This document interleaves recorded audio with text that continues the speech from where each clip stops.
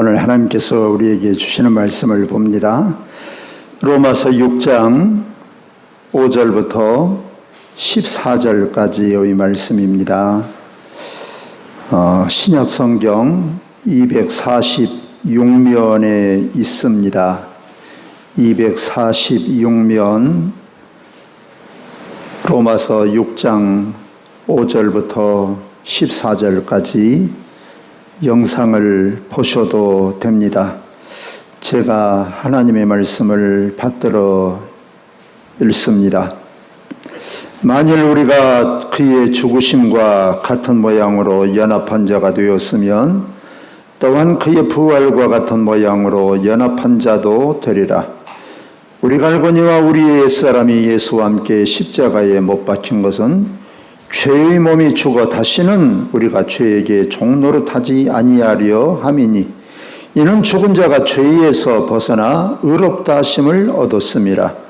만일 우리가 그리스도와 함께 죽었으면 또한 그와 함께 살 줄을 믿노니 이는 그리스도께서 죽은 자 가운데서 살아나셨음에 다시 죽지 아니하시고 사망이 다시 그를 주장하지 못할 줄을 알미로라. 그가 죽으심은 죄에 대하여 단번에 죽으심이요 그가 살아계심은 하나님께 대하여 살아계심이니 이와 같이 너희도 너희 자신을 죄에 대하여는 죽은 자요 그리스도 예수 안에서 하나님께 대하여는 살아있는 자로 여길지어다.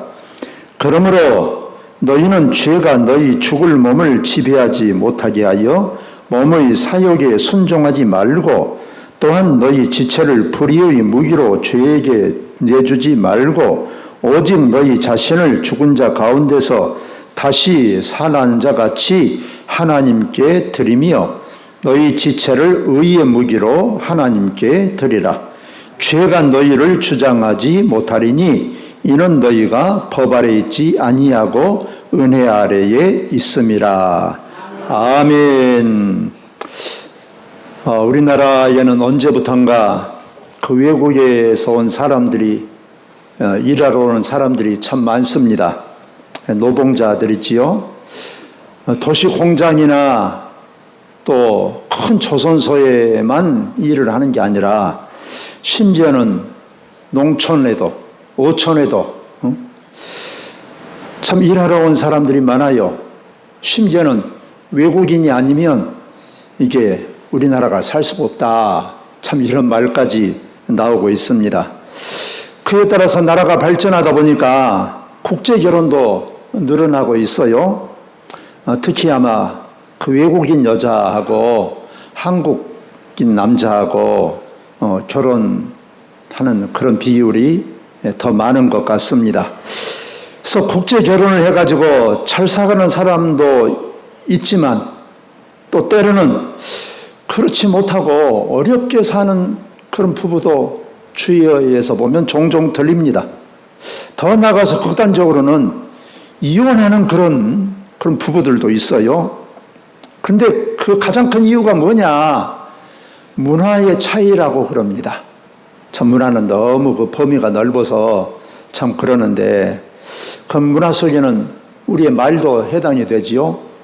외국에서 오니까 서로 말이 통하지 않아요. 이게 한국 사람들끼리 만나도 말이 통하지 않는데 외국 사람하고 사니 이게 말이 제대로 통합니까? 대화가 됩니까? 그러니까 얼마나 답답하겠어요. 또 살아가는 방식도 다릅니다. 제 주변에서 가끔 들어보니까 제 말이 맞는지는 모르지만 특히 필리핀이 좀 더 그런다고 그래요. 필리핀 여자들은 결혼해서 오면 자기 친가를 또 좀 돌봐야 된대요. 돌봐야 되니까 매달 돈을 버린다든지 좀 생각을 해야 된대요. 그러니 이런 문제로 또 갈등이 또 많습니다. 그러니까 극단적으로 이혼하는 경우까지 생겨나게 되는 거예요. 참 이렇게 다른 나라 사람과 만나서 사는 것은 참 이게 쉽지 않습니다. 그런데 이 존 그레이라는 사람이 쓴 책 가운데 화성에서 온 남자와 금성에서 온 여자라는 책이 있어요. 거기 보면 남자와 여자는 이게 전혀 다른 별에서 온 사람들처럼 다르다는 거예요. 남자와 여자의 소위 쉽게 말하면 종자가 다르답니다. 종자가. 그래서 남자와 여자는 생각하는 사고방식 자체가 다르대요. 이게 또 사고방식만 다른 게 아니라 표현하는 방식도 다르대요. 그리고 스트레스를 푸는 방법도 다르답니다. 남자고 여자고. 이게 모든 게 너무나 다른 거예요. 너무나 다르다 보니까 서로 다른 별에서 와가지고 만나서 사는 것처럼 남자와 여자가 너무 다르니까 이게 이 차이를 인정해야 된다. 그렇게 이 저자는 말하고 있어요. 그래서 서로 사랑해서 결혼해서 부부로서 살아가지만 수많은 크고 작은 일들 속에서 갈등이 일어나는 거예요. 참 그래서 말이 안 통하니 참 어쩌다 내가 참 이런 참 생각 이런 말들을 우리가 주변에서 어쩌다 살다 보면 많이 듣는 말이지요.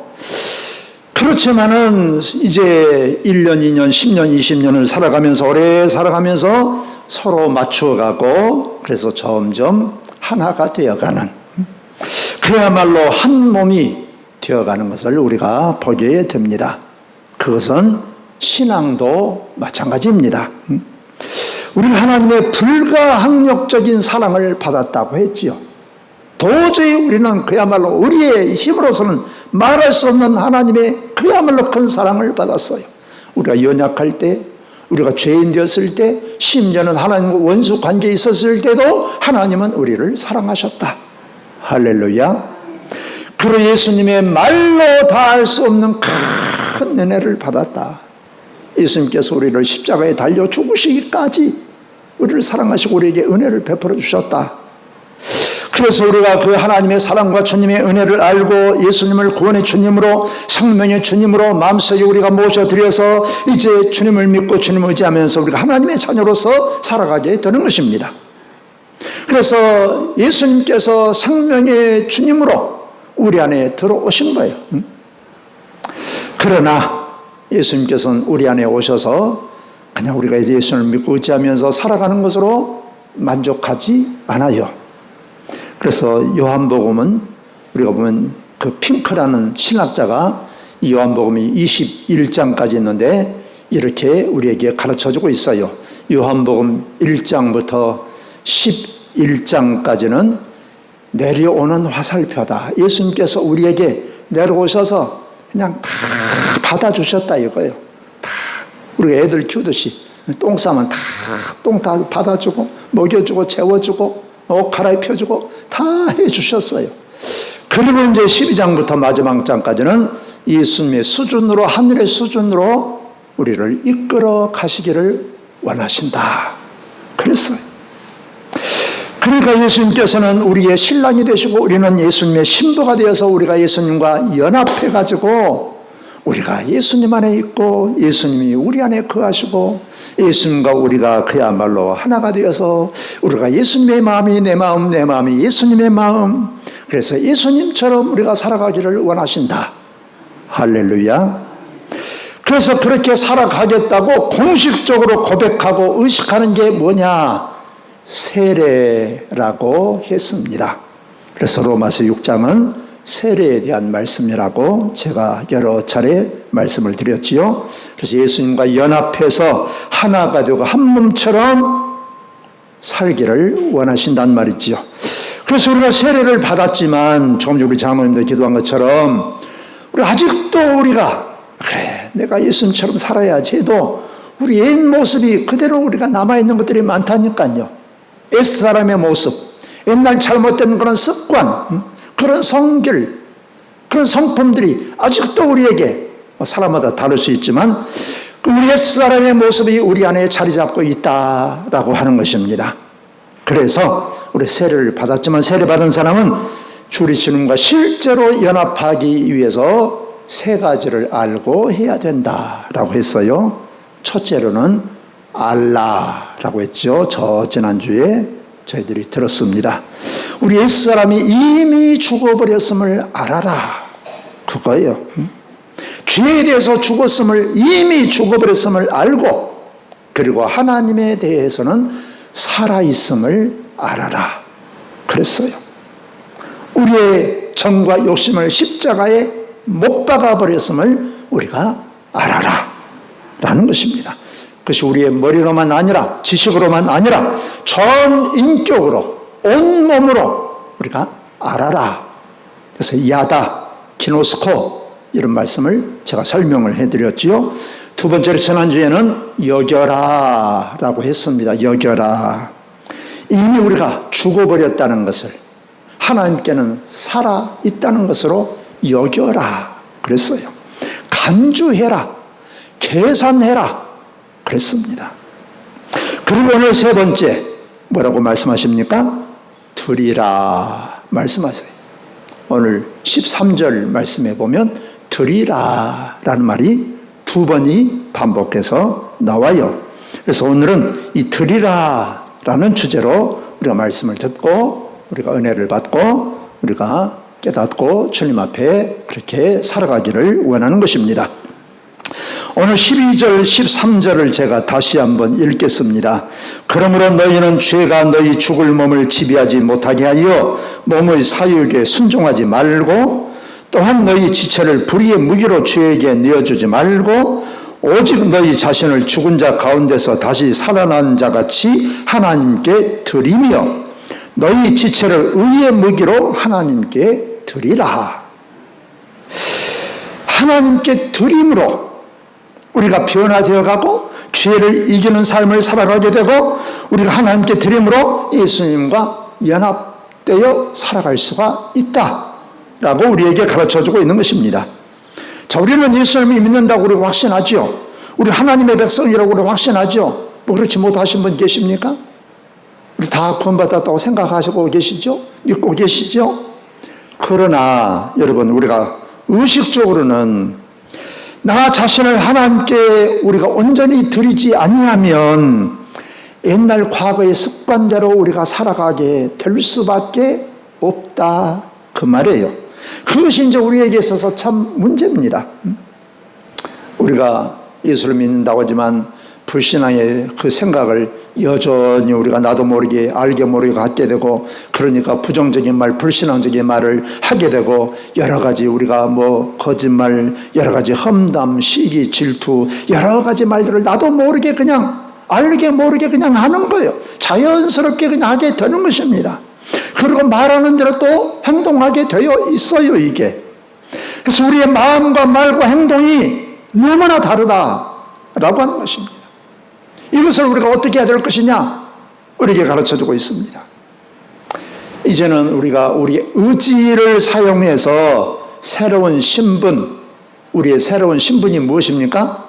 마귀의 종에서 우리는 하나님의 자녀, 하나님의 아들, 딸, 할렐루야. 우리는 하나님의 자녀가 된 줄로 믿습니다. 하나님의 자녀라고 하는 새로운 신분에 맞게 살려고 노력해야 된다. 그래서 오늘 드리라 라는 말은 바로 그 말씀인 것입니다. 말씀에 다른 말을 하자면 순종해라. 심지어는 순종 못하면 뭐 복종이라도 해라. 그런 말이 있지 않습니까? 드리라는 말은 바로 그죠. 내 의지를 활용해서 우리가 드려야 된다라고 하는 것입니다. 우리 이렇게 드리는 것으로 우리의 신앙이 성장하고 죄를 이기고 예수님과 연합될 수가 있다라고 우리에게 가르쳐주고 있어요. 몸을 드려라 라고 말씀하는 것입니다. 그러니까 행위가 있어야 된다. 그러니까 주여 주 입술로만 하면 안 된다 그 말이에요. 어떤 사람은 그런 말을 합니다. 은혜를 받으면요 하라는 말 하지 않아도 다 잘합니다. 여러분 그런 말 들어보셨어요? 저는 그런 말을 여러 번 들어보셨거든요. 옛날에. 여러분 맞는 말이에요? 틀린 말이에요? 은혜를 받으면 다 하게 되어 있습니다. 여러분 틀린 말 아니에요. 은혜를 받으면 하지요. 그러나 사실은 또 맞는 말도 아니에요 이게. 여러분 깨닫고 은혜를 받아서 마음의 감동을 받으면 사람들이 대부분이 합니다. 그러나 우리가 은혜를 받았다고 해서 모두가 다 합니까? 그렇지 않아요. 마음이 감동이 온다고 해서 모두가 다 합니까? 그렇지 않습니다. 또한 사람의 마음이 여러 가지가 있다고 예수님께서 마태복음 13장에서 말씀하지 않습니까? 길바닥과 같은 마음도 있고 돌밭도 있고 엉겅퀴밭도 있고 좋은 땅과 같은 그런 마음도 있고, 여러분 길바닥과 같은 길과 같은 그런 마음은 아무리 들어도 은혜가 잘 안 돼요. 그러면 감동이 잘 안 되게 되어 있어요. 그래서 우리가 마음에 감동이 오면, 마음이 변하면 우리의 모든 삶이 변하냐? 그것만도 아니다 이거예요. 우리의 마음과 행동은 상호작용을 한답니다. 서로 우리가. 그래서 우리의 마음에 감동이 오면 온몸이 따르기도 하지만, 마음에 감동이 오면 실제로 이렇게 살아가기도 하지만, 또한 몸으로 순종하고 몸을 들이면 우리의 마음이 따라가서 믿음이 오기도 한다. 할렐루야. 그 말이에요. 그러니까 중요한 것은 자꾸 몸을 들여야 된다. 이것을 습관화해야 된다.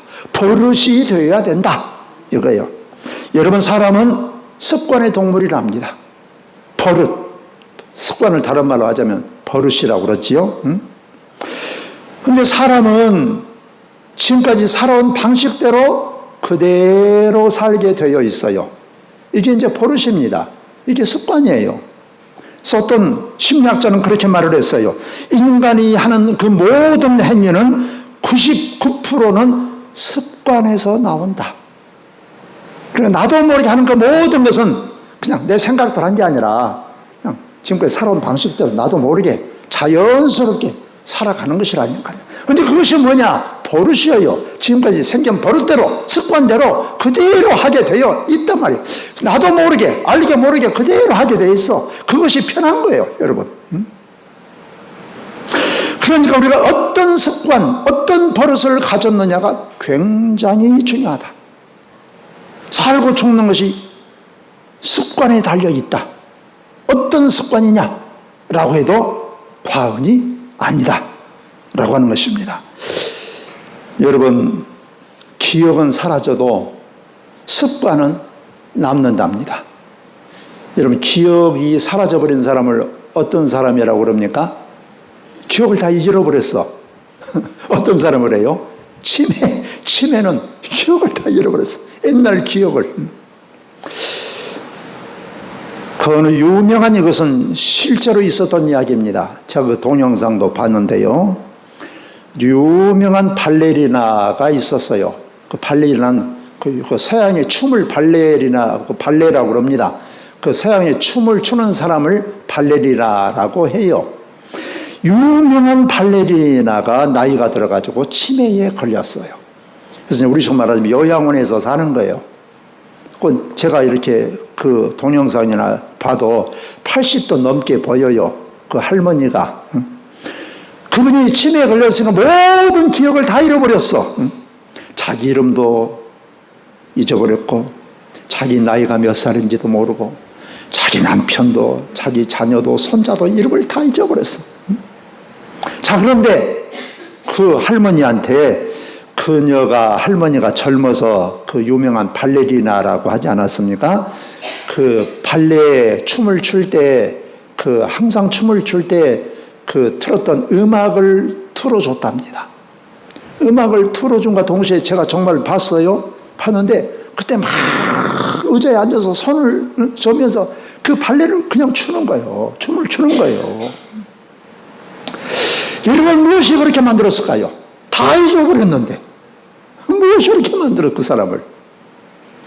그것이 바로 온몸의 습관이 되어버렸어. 그러니까 자기 생각은 다, 기억은 잊어버렸어도, 다 기억은 사라졌어도 습관이 남아있는 거예요. 그 습관이 춤을 추게 하는 거예요. 자기처럼 습관이 아주 중요하다.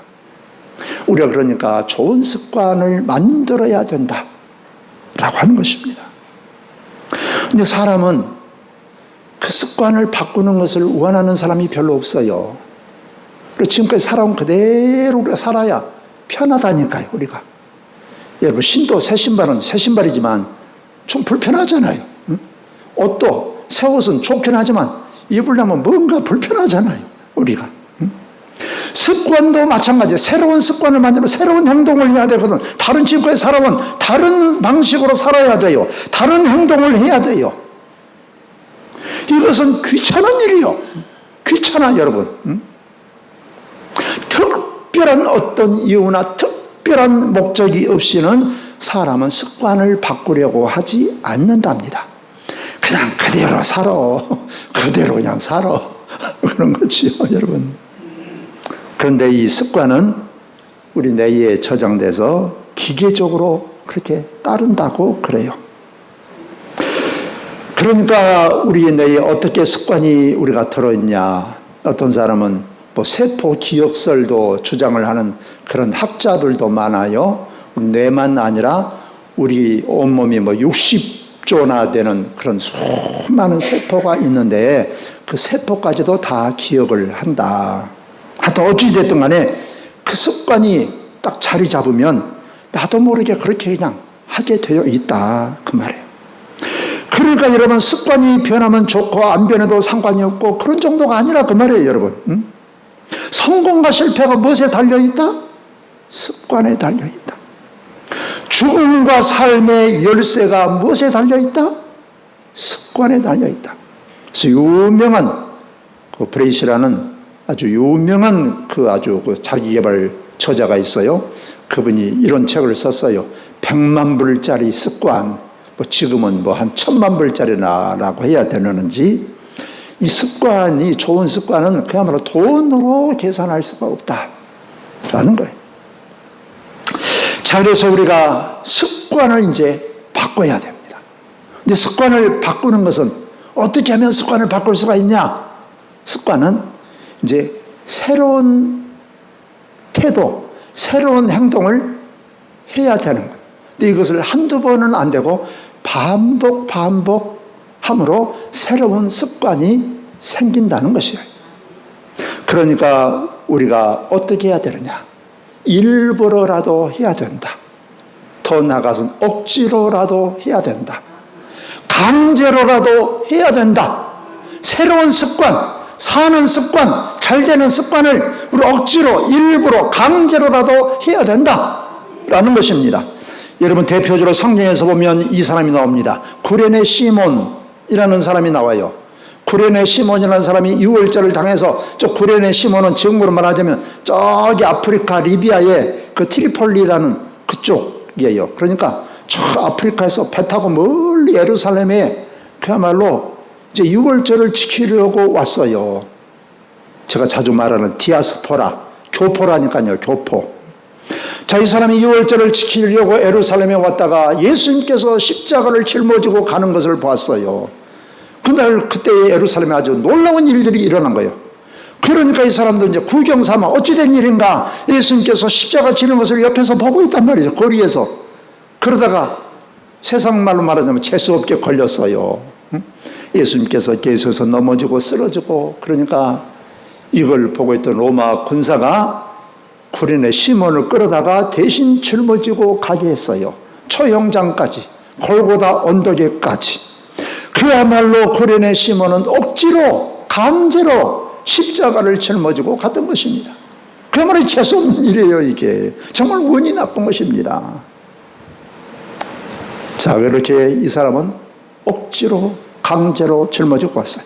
이것을 마가복음 15장 21절에서 이렇게 말합니다. 마침 알렉산더와 루포의 아버지인 구레네 사람 시몬이 시골로부터 와서 지나가는데 그들이 그를 억지로 같이 가게 하여 예수님의 십자가를 지우고 억지로 졌다니까. 자, 그러면 야 재수없이 야 재수에 온 붙었네. 그것으로 끝난 게 아니에요. 나중에 사도 바울이 로마서 16장 13절에 보면 이렇게 기록하고 있습니다. 주 안에서 택하심을 입은 루포와 그의 어머니에게 문안하라. 그의 어머니는 곧 내 어머니니라. 여기서 루포, 사도 바울이 루포를 들먹이면서 루포의 어머니는 내 어머니다. 그러니까 아주 특별한 관계인 거죠. 그럼 루포가 누구냐? 루포가 바로 구레네 시몬의 아들. 루포의 어머니는 누구겠어요? 구레네 시몬의 아내. 그런 거예요. 이제 구레네 시몬의 아내를 사도 바울이 뭐라고 말합니까? 내 어머니와 같다. 그러니까 이것은 왜 그러겠습니까? 아마도 구레네 시몬이 예수님께서 억지로 그 십자가에 짊어지는 것을 억지로 짊어지고 가는 것으로 끝나지 않았어요. 아이고 제수의 온부터 다 끝나지 않았어요. 그와 같은 이것이 계기가 돼서 어떤 과정을 거쳤는지 모르지만 이것을 통해서 구레네 시몬은 예수님을 믿게 된 거예요. 그의 가족이 다 예수 믿게 된 거예요. 그래가지고 이 사도 바울이 초대교회 그 참 선교하면서 그 수고하고 애쓸 때 그들이 그야말로 뒷바라지를 얼마나 했겠어요. 그의 어머니 구레네 시몬의 아내가 얼마나 뒷바라지를 사도 바울이 뒷바라지를 했겠습니까? 얼마나 도왔겠어요. 그러니까 사도 바울이 말하는 거예요. 루포의 어머니는 내 어머니다. 이렇게 말하는 거예요. 그러니까 초대교회 그 가족이 얼마나 헌신했는가. 이 사람들 구원 받았을까요? 안 받았을까요? 하늘의 상급이 있을까요? 없을까요? 억지로 강제로 했는데 이런 어마어마한 초대교회 얼마나 지대한 좋은 영향력을 미쳤겠냐. 억지로 했는데 이런 복을 받았다. 할렐루야. 여러분 바로 이런 억지로 해도 이게 복을 받는 수가 있다라는 거예요. 저 지난주 중에 김동래 권사님 아들이 관양에 살아요. 그 장로님이신데 저한테 전화가 왔어요. 그야말로 오랜만에 지난 그 우리 김동래 권사님이 순천 성가르로 병원에 입원해 계실 때 저한테 전화가 왔더라고요. 그때 이제 제가 그 문병을 갔는데 그때 이제 장로님은 못 만나고 이제 우리 김동래 권사님만 만나고 이제 그러고 하여튼 문병 가서 기도해 드리고 그러고 왔는데 하여튼 저 지난주에 전화가 왔어요. 그래가지고 뭐라고 하냐. 목사님 통장 계좌번호를 좀 보내주십시오. 그러는 거예요. 그래서 제가 이제 통장 계좌번호를 통장을 사진 찍어서 제가 보내줬어요. 그럼 이제 저는 속으로 생각했습니다. 아마 헌금을 좀 보내주실 모양이구나.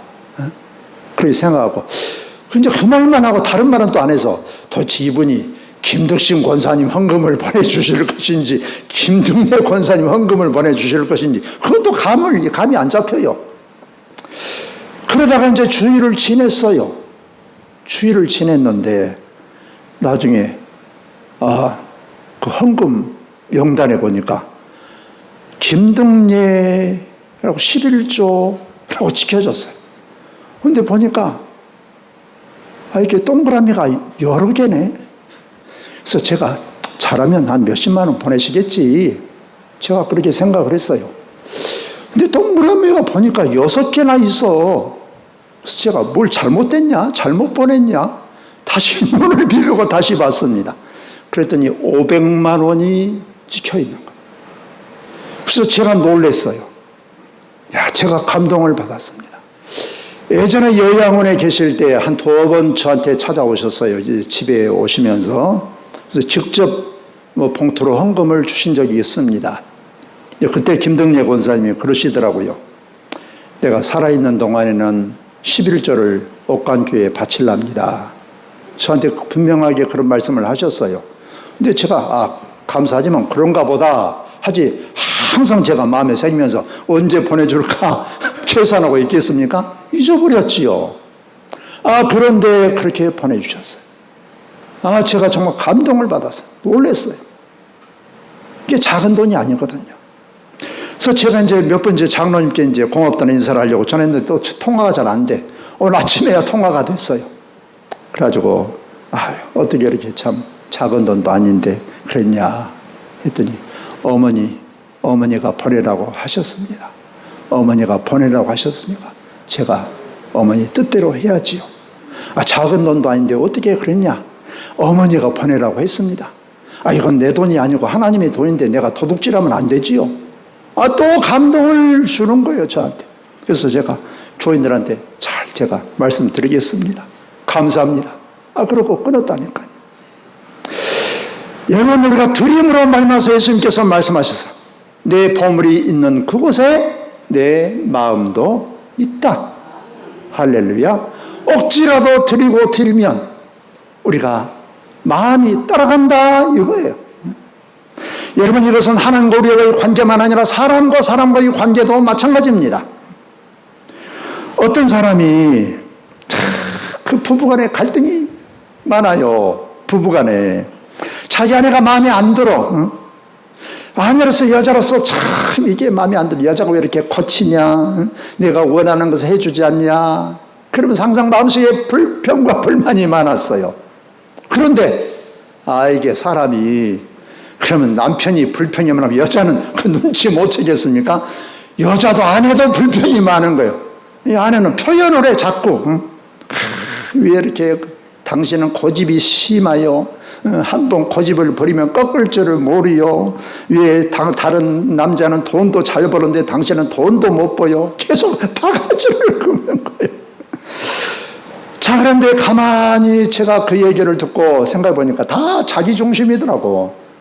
남편은 남편 중심. 왜 내가 원하는 것 안 해주냐? 여자도 왜 고집이 세냐? 왜 돈을 안 벌어다 주냐? 그래서 가만히 제가 이렇게 생각해 보니까 다 남편은 남편 중심, 아내는 아내 중심. 이제 불평하니까 서로 또 불평이 오고 가고 계속 그러는 거예요. 그러다가 이 남편이 깨닫기 시작했어요. 그래서 성경을 읽으면서 이 남편이 깨달았습니다. 그래, 아내는 나의 돕는 배필이고 또 나도 돕는 배필이 되어야 한다. 그러니까 아내는 나의 돕는 배필이요. 이거 1절만 알면 안 돼요. 2절까지 알아야지. 나도 아내의 돕는 배필이 되어야 한다. 이 말에, 이 말씀에, 이 가슴에 꽂혔어요. 그래가지고 그래, 내가 너무 내 중심적으로만 내가 생각을 했구나 깨달은 거예요. 그래서 참 내가 아내를 위해서 내가 뭔가 이제 내려놔야 되겠구나. 그래서 내가 자기를 들여다보기 시작했답니다. 그러면서 하나님께 회개기도했어. 내가 너무 완고해서, 내가 너무 나만 생각하고 그냥 고집을 부려서 내 아내가 얼마나 힘들었을까. 알지? 참 그때라도 깨달아서 감사할 일이지요. 참 내가 너무 완고해서 내 아내가 얼마나 힘들었을까. 참 깨달은 게 은혜예요. 깨달은 게 복이요, 이게. 그래서 참 내가 너무 내 중심적으로 내가 생각을 했구나. 그리고 이제 아내한테 얘기를 했답니다. 여보, 내가 정말 잘못했어. 응? 참 당신의 마음을 내가 아프게 했어. 할렐루야. 참 이제 이런 게 있어야 돼요. 그래가지고 아내의 그 서운했던 이야기 이제 하던 이제 풀리다 보니까 이제 힘들었던 얘기 그냥 다 들어주고 받아주고, 그래 힘들었 건데, 그래 내가 미안하네. 그러다 보니까 이제 사이가 좋아지겠어요? 나빠지겠어요? 나빠지면 이거 말도 안 되죠, 여러분. 그러면서 옛날에는 아내가 얘기하면 그냥 무심코 그냥 그 말을 듣고 지나가 버렸는데, 그러기가 일쑤였는데 아내의 말을 기울여 들었대요. 그리고 그래 그럴 건데, 그럼 아내와의 관계가, 부부 관계가 점점 좋아졌다는 거예요. 여러분, 이것은 싫어합니다, 여러분. 자, 여러분, 이렇게 우리가 드려야 돼요. 나를. 무엇을 드려야 되겠습니까? 마음을 주어야 돼. 마음을 드려야 돼요. 하나님께 우리의 마음을 드리고, 마음이 없는 예배는 예배가 아니지 않습니까? 여러분, 예수님께서는 마음을 주지 않는다고, 하나님은 마음을 주지 않는다고 책망하지 않았습니까? 우리 하나님께도 사람에게도 마음을 주어야 돼요. 마음이 없는 것은 울리는 꽹과리와 같은 것 아니겠습니까? 우리의 몸을 드리고, 오늘도 성경에서 말씀하지 않습니까? 의의 무기로 너희 몸을 드려라. 마음만 드리는 것은 아무 소용이 없다니. 속된 말로 여러분, 말하지 않으면 귀신도 모른다니까. 여러분, 나타나야지. 여러분, 몸을 드리고 물질을 드리고 입술을 드리고 하나님께도 감사하고 만나는 사람에게 내가 하나님께서 내게 보내셨다 이런 마음을 가지고, 그리고 마음을 열고 우리의 가족도 때로는 가장 가까운 우리의 가족이 원수 같을 때가 있지 않습니까? 우리의 가족을 우리가 받아들이고 이웃을 받아들이고 마음을 드리고 시간을 드리고 몸을 드리고, 이것이 단 한 번으로 아니다 이거예요. 계속 반복해서 계속 드려라. 이것을 통해서 습관화해라. 그러다 보면 그 사람의 인격이 되고 삶이 된다. 내 자동적인 생각은 누구나 다 우리가 이기적이 될 수밖에 없어요. 자기중심적인 생각을 하게 됩니다. 지금까지 살아온 방식대로 살아가게 생각하게 되어 있어요. 내 감정에 우리가 집중하면 안 됩니다. 그때마다 우리가 나를 내려놓고 주님을 바라보고 나는 주님으로 산다. 예수님으로 산다. 한번 따라서 합시다. 나는 예수님으로 산다. 자꾸 10번, 100번 할렐루야 자꾸 하고, 그리고 드리고. 아주 가난한 거지가 부잣집 아들로 입양이 됐어요. 양자가 됐습니다. 그러면 그때부터 부잣집 아들로서의 행실을 배워야 돼요. 그렇지 않습니까? 그냥 막 자란 나무처럼 살았을지라도 이제는 그 가정의 문화를 배우고 애절을 배우고 그 부모로부터 배우고 그대로 계속해서 살아가야 되는 것입니다. 바로 하나님과의 관계 속에서 우리도 마찬가지란 말이죠. 부잣집 아들이 되었다는 것만으로 끝나면 안 되는 것입니다. 실제로 마음과 말투와 행동이 달라져야 된다라고 하는 것이죠. 이제 하나님의 자녀가 된 우리도 하나님의 말씀을 배우는 것뿐만 아니라 예수님을 닮아가기 위해서 자꾸 우리 몸을 드려야 되는 것입니다. 자꾸 드려, 자꾸 예배 싫어도 나와요. 기도하기 싫어도 기도해요. 우리가 자꾸 해야 되는 거예요. 행동이 바뀌면 습관이 바뀌고, 습관이 바뀌면 인격이 바뀌고, 인격이 바뀌면 우리의 운명이 바뀐다라고 말을 들하지 않습니까? 자꾸 드리고 드림으로 주님을 닮아가는 성도로 살아감으로 하나님의 큰 기쁨이요 하나님의 큰 자랑이 되시기를 주의 이름으로 축원합니다. 자, 기도드립니다. 살아계신 우리 아버지 하나님, 주님께서 저희들을 사랑하셔서 그야말로 불가항력적인 그런 사랑을 하셨습니다. 예수님께서 말로 닿을 수 없는 은혜를 우리에게 베풀어 주셨습니다. 그 은혜에 우리가 믿음으로 응답하게 하시고, 그래서 저희들이 이제 죄의 무기로 우리 자신을 드리는 것이 아니라 의의 무기로 하나님께 드려지는 삶을 살아가게 하여 주옵소서. 자꾸 드리고 하나님께만 아니라 또 이웃에게도, 우리가 만나는 모든 사람에게도 우리 자신을 의의 도구로 드리고 드림으로 하나님의 자녀다운 자녀가 되게 하여 주시고, 하나님의 큰 기쁨과 하나님의 자녀로, 하나님의 자랑으로 살아가게 하여 주옵소서. 예수님 이름으로 기도하옵나이다. 아멘.